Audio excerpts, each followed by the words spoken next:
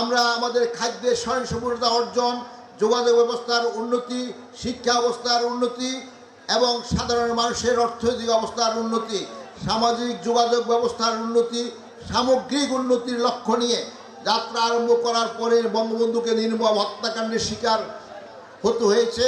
বঙ্গবন্ধু হত্যার পরে 21 বছর পর্যন্ত যারা বাংলাদেশ চান নাই তাদের হাতে বাংলাদেশ ছিল এবং তারা বাংলাদেশ পরিচালনা করেছে। তার ফলশ্রুতিতে বাংলাদেশের মানুষের আকাঙ্ক্ষা পূর্ণ হয়নি, স্বপ্ন পূরণ হয়নি।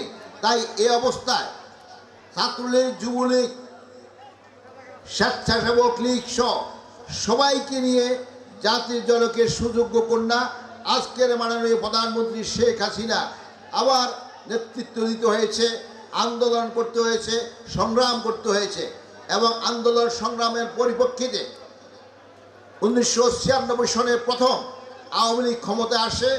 আসার পরে আমাদের খাদ্য ঘাটতি পূর্ণ বাংলাদেশকে খাদ্য ঘাটতি মুক্ত করেন।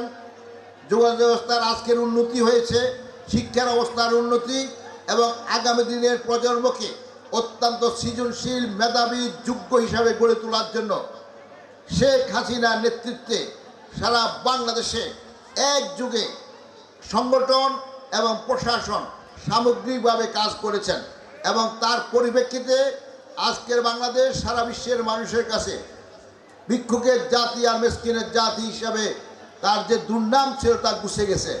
বাংলাদেশ এখন একটা আত্মপ্রত্যয়শীল দেশে এবং আমরা মধ্য আয়ের দেশ এবং ইতিমধ্যে জাতিসংঘ কর্তৃক Bangladesh have been qualified to be graduated as a developing country, অর্থাৎ উন্নয়নশীল দেশ